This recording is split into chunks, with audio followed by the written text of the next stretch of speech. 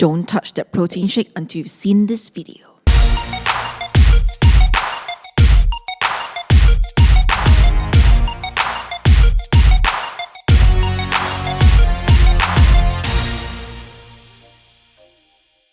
Alright everyone, Jelena here with 3 Airflow Physics Factory. Clinic is in session.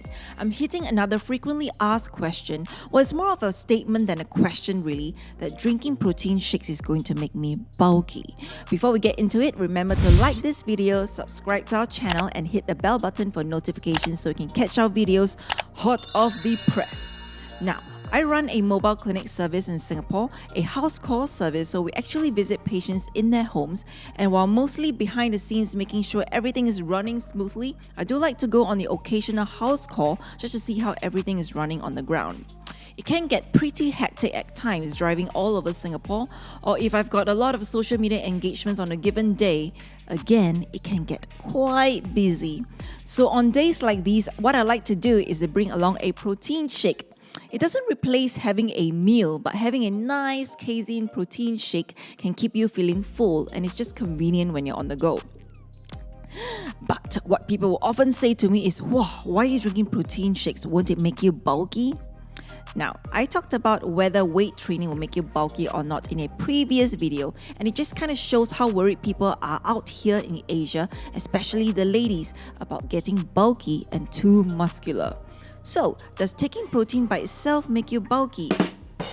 Of course not. In a previous video, I explained how muscle growth requires training, a physical stimulus that forces the muscle to grow and get bigger.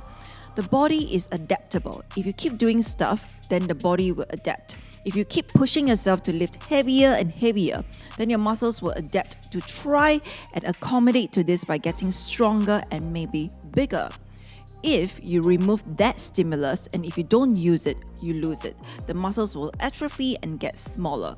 It doesn't matter whether you're drinking 1,000 protein shakes per day.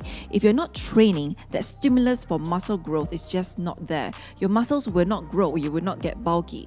Now, while consuming protein by itself can stimulate some muscle protein synthesis, this is pretty much insignificant without a physical stimulus to grow without proper training. Imagine if you had an injury like you broke your arm and is in a plaster cast, or if you've had a stroke and lost the use of an arm. Due to lack of use, you get muscle wasting. The muscle will atrophy and get smaller.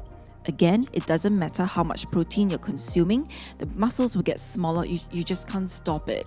So, it's physical stimulus which drives muscle growth, and remember the comparison. In the same way, you're not going to become Einstein overnight by reading just one book.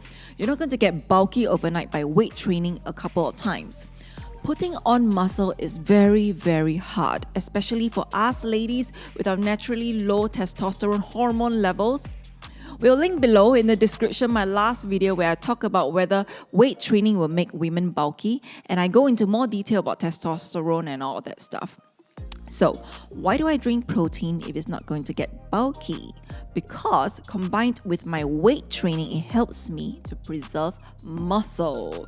This is especially important if you're trying to lose fat. If you're cutting and you're eating in a calorie deficit, if you're not careful, you might actually lose a lot of muscle unintentionally. So anyone eating in a calorie deficit is always important to keep your protein intake high. This will help to minimize muscle loss, and at the same time, protein also keeps you feeling full longer, which is again great if you're trying to stay in a calorie deficit.